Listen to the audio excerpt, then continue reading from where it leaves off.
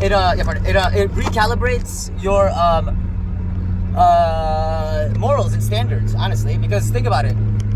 It's only like think about it. It's only when you in your mind are like, okay, do I do this or this, right? And like really, it's like when you give yourself an option of doing this or this. Like most people, what are their options? And not just most people. Let's say someone who is let's say wealthy enough that they don't have to think about bills and stuff. They go on vacations. Their folks are rich. They have money. They have inheritance coming. Like these people like this, their options are which island will they go to? Their options are do I go to this island or this island during my vacation? You know, and do we take this cruise or this cruise to this island? Like that's the options that they have, right? And they'll be like, oh, it's such a hard choice. Oh my God, it's driving me crazy. What do I choose? You know, it's like one of the biggest choices I had to make in my life that I'm so grateful for was.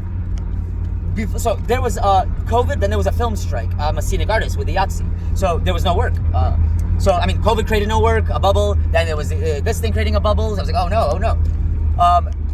Came a point where I was like, shit. I sold like half my paintings collections. Then I'm like, what do I sell next? Because I gotta pay rent. I was behind on rent. It's like I have jewelry tools for casting that I spent like it was the last thing I bought. Right, I got a parcel of gems from a jeweler. And I got like maybe like 15 grand, 20 grand in just like kiln casting thing, centrifuge, or investment casting thing, or injection molder, or the vacuum press thing, and a bunch of other tools. And then I'm like, yo, I could sell this stuff off little by little. You know, probably obviously not as new. I'd have to sell it like underpriced. And then what? I'll pay rent. I'd have to find a place during winter, and then pay rent for like a month or two, and then what? And then like, what if then my car breaks? Then what? Then I'm just stranded at that house, homeless, like or like not homeless, but then I'm like stuck there at this, you know. So it's like, so I'm thinking like shit. And then I posted about it online. Yo, I got this metal stuff. Who wants? Because I'm like, basically, I prioritized a hobby, my jewelry casting hobby, over my own living, over the pleasure of having a shower, having I mean, don't get me wrong. I mean, the jewelry place has amenities. But when it was winter, when I'm planning this stuff, I'm still all my stuff is still in a different town. So the goal was like, where do I bring my jewelry stuff? Because I had nowhere to put this stuff. So I install it, start using it for carport, and it was very revolutionary. Because had that not happened, I mean, I would still just only have wax blobs for the past 10 years. Because before my son was born, as my son was born, during his during all those times where like, I mean, I didn't have like maybe we were living at her dad's house, or we were in different arrangements of life where maybe I couldn't paint or I couldn't do this, and I was carving stuff. So those carvings, I casted them, and it's because it's such a fragile thing that when it finally gets birthed and created in the physical world, whew, it's so beautiful, it's so powerful. So, and I'm at a point where I'm actually looking to move the studio. Not because there's anything wrong with the studio that I was at. It's because I'm using an exterior place. There are I have oxyacetylene gas tanks that I mean, the seal on them is like spotty and stuff. So or I mean, not spotty. It's recommended not to leave it outside in the cold. Like it should be in a controlled area. That way it's just not getting destroyed and stuff, basically. And it's been like one winter and summer that it's now like there. So it's not in the sunlight. It's just like, you know, I realized that it's a temperature thing. So yeah, and also I think it's just like being able to have like, because the idea of playing with fire, why it's so important is that when I was playing with fire, it just showed me also, like, you know, like they say, like my mom says this thing, it says, show me your friends, I'll show you who you are. It's a traditional kind of saying, right? So, and you know, like, being in a new environment with, you know, relatively new people that I've, you know, never lived with before, never like collaborated with before. It's different if, let's say you have friends, you go to a festival, you go to a party, you meet them at a bar. This is very different than working with people, maybe rehearsing with people in a band, or maybe going to a job and actually sharing work with people, sharing effort, sharing paychecks with people. Like, totally different than just la la la la he with people, right? So, so what is fire? Why is fire so important? Is that when you play with fire, and you see how people don't respect the safety of fire in a way, then you realize that these are maybe like, you know, that these are not your people, that or that is not your place. You know, so yeah, I mean, safety first. That's the trick. That's the key. You know, like safety first.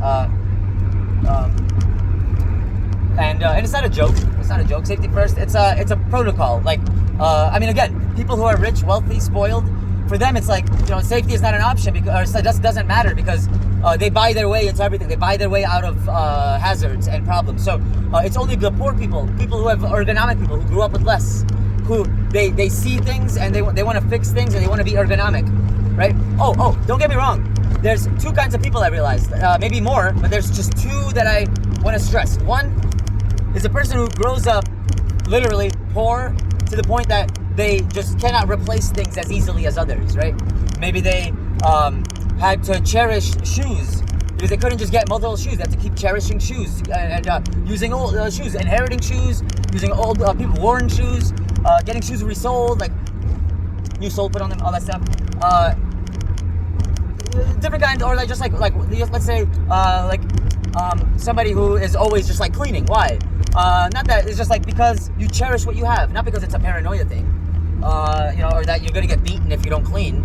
You know, part of it is just like for me, I realize that like if I go in, because I don't have much of an appetite for food ever, if I go into a kitchen that's messy, there's no way I'm gonna eat or clean or cook. Definitely not gonna cook.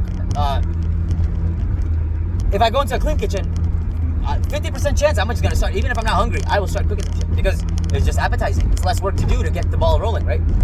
So such is art. If you show up in your studio and your brushes are all fucked up, dirty, you're not gonna be painting. So you gotta clean your shit. You gotta focus on your shit, clean your shit, and then next thing you know, you'll be painting. But people cannot clean their own shit because they're too busy cleaning other people's shit. And it's not that there's nothing wrong with that, because part of it is it's a job. Sometimes you have to do that because it's a job. Sometimes they do it out of voluntary just because they think they're entitled to do that. Like it's basically a slave driving behavior. So that's why you gotta detach. You gotta look. You gotta see where are you being driven, slave driven. You know, where? I mean, hopefully, you know, I pray it's not in a household with you know, because that's terrible. You don't want to be in a household with, you know, in a toxic relationship within a household. That's terrible. That's so terrible. You know, but look, and sometimes a toxic relationship, let's say, okay, they split up, but who was toxic? Was both parents toxic? Was one of them toxic? Was the relationship toxic? Is that because they're split up? Is everything going to be okay? Or is a toxic person just not going, is now going unchecked, right? Because maybe the only toxicity was that somebody was calling them out on their bullshit. So, and they were in denial, couldn't face the truth, right? So, now they're split up, and now it's just this person's getting away with the deception, and the other person is just, you know, is somewhat in hiding because, well, not in hiding, in isolation, because they're not wanted, you know. And I mean, sadly enough, people in this kind of state, sometimes they go really depressed, they go really dark, so dark that you know, they really need a hand to pull them out, because depending on their profession and who they are, they really will be reflecting on things and things they've done in their lives. And this is where compassion for veterans is so important to understand, because no matter how you feel about war and all this stuff, the people have made these choices. A lot of the time, it's like it might be a relative or something like this. So you're kind of forced to understand them. You're kind of I mean, otherwise, you could block them, not talk to them if you really have strong feelings. But then you cannot take their money. If you take their money or live in their house, then no wonder you're gonna have a headache wondering, and one two-facedness, basically, because you'll say you hate them, but then you actually love them because you take their money and they buy you shit. You say thank you, you know, because part of it is learning what is enough, how much is enough. It takes being like borderline homeless, starving a little bit, to know what is enough, and then knowing that what is gratitude, what is like when somebody gives you something, say thank you, and you're like, okay, thank you, because you needed that. You know, some people will give you something they just want to be important. They just want to give you something so that way they can ask for it back to bother you. Literally, people will give you stuff just so they can ask for it back to bother you. Stay away from those people. Be careful of those people, okay? Because a lot of the time, I mean, if you look at how, like, there's also like a protocol, like, definitely do your own stuff. Like, you know what you gotta do your own stuff. And especially if you ever end up in a situation like I did, where the economic world is collapsing, like medical world, family relationships collapsing, you can't see your son for like, I don't know, maybe like a year, you know, like baby mama drama, you know, she starts falling in love with somebody that's chaotic, and then, you know, like brings that problem over to you. You have to try to solve it, then that causes more problems. So all while you're homeless, you know, try to help, that's where I realized, I'm like, wow, talk about being spread thin. I don't know that many people who volunteer when they're homeless. Show me somebody who's homeless that wants to volunteer. Very few people will do that. That's a really good sign, and I guess having a good heart. So, you know, stay to the heart. Yeah, this is who I am. I'm a person who helps people and volunteers when I myself had nothing. Like, I mean, I had what I had, but oftentimes if I was late somewhere, that's because I had no gas to get there. A lot of the time I just get stranded, I take a nap because I'm malnourished and I didn't sleep enough. I would just pull over, sleep on the side of the road somewhere. So, and then, or I would stay where I was. Let's say I was at one studio, or I was at somebody's place. I would stay there until I found dough, or somebody commissioned something, or did it maybe, you know, and part of it is, it's so hard to sit still and start a business and actually do things properly because I'm spread so thin, you know. So I would love to like do things to keep record of everything I'm doing, but it's so hard because I'm just like borderline surviving, you know. And what I love is that the friends that I've surrounded myself with, a lot of, you know, it's all an experiment. There are people that I love so dearly, that I'm so grateful for, and there are, you know, I guess acquaintances that we reflect with, you know, because we take what they say and we're like, okay, they said this, I'm gonna take it. But then we use it not against them, but we test them with it, and we say, wow, potentially this is not my cup of tea, has nothing to do with me, I gotta work on me, you know. So I pray that all of you people who are out there who you know, maybe work on art, or are looking to be independent, working on building up a business, you know, find people that want to do this with you, that want to build with you, not people that want to use you, you know. Because if you are basically, and you know this right away, because people will tell you what you're worth, right? People will tell you what you're worth instead of you saying what you're worth, right? So, and I mean, hey, it's even that is a conversation you can barter there. Because for me, it's like, how do I like, for example, something like let's say that I'm selling a painting, and I'm because there's a point where I'm like, shit, I gotta do that, I gotta make moves, I had no car, like I gotta sell some art. How do I I'm like, I have to undersell the art. But I was like, I convinced myself that it was okay. Why? Because I already sold the painting before and it came back to me. Okay, thanks, Phil. Maybe my friend thought originally that it was not finished. He's like, hey, it's not finished, here's it back. Maybe he thought that, yes, that I undersold it, he felt bad, he wanted me to sell it again, I don't know. Whatever, he returned the paintings back to me because I was painting his house actually at the time, and we had to put him somewhere. So it worked out kind of cool like that. So, basically, I sold this, like, what I wanted for the paintings, I ended up getting, because I sold them twice. So in the end, I'm like, oh, cool. You know, but then I'm like, wait, it's still not finished. So maybe I'll get it back one day. I'll buy it for my friend. Maybe when I'm richer, I'll be like, hey, now I'll come back and buy it for my friend and actually, you know, maybe support him. But part of the, like, whether it's underselling the art, or I realize, look, being homeless is such a blessing, gratitude thing, or like being spread thin.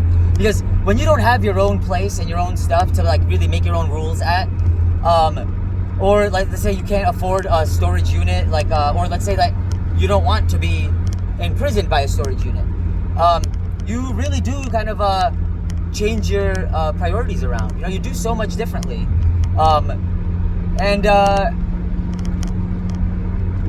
you definitely see people for who they are. Like, you see people who like people who don't make your life easier, right? It's not that, like, let's say nobody owes you anything, like, so don't get me wrong, nobody owes you anything, unless of course there's some deals you have going on, that's, you know, that's between you and them. But regarding just like off the bat, like, there's insecurities. People will have things like insecurities. Those insecurities will cause them to feel like they owe something.